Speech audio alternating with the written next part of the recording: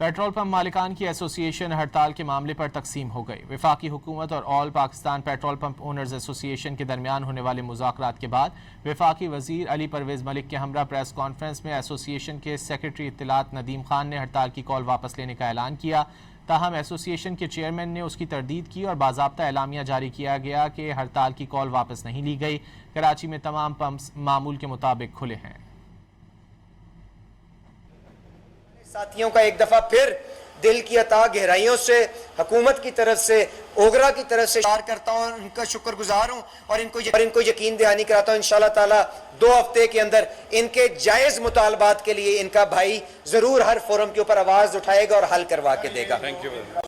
تو ان کی اسی یقین دہانی پہ ہم اپنی یہ جو شٹ ڈاؤن کی ایک کال تھی ہم اس کو مؤخر کر رہے ہیں۔ بہت شکریہ جناب۔ ہم اس کو مؤخر کر رہے ہیں تاکہ ہمارے عوام الناس لوگ اس پریشانی سے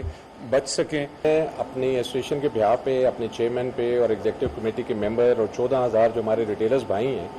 ان کے بہا پہ میں شکریہ ادا کرنا چاہتا ہوں منسٹر صاحب کا اور ان کی ٹیم، جس میں چیئرمین اوگرا، سیکرٹری صاحب، ایڈیشنل سیکرٹری، ڈی جی صاحب، جنہوں نے یہ 3 دن بہت زیادہ محنت کر کے انت تک اس چیز میں، کیونکہ ڈیڈ لاک نہ ہو، چیزیں خراب نہ ہوں، and of the day government اور ہم لوگ عوام کو سہولت دینے کے لیے بیٹھے ہوئے ہیں، ان کو نہ کہ ہم پریشان کریں۔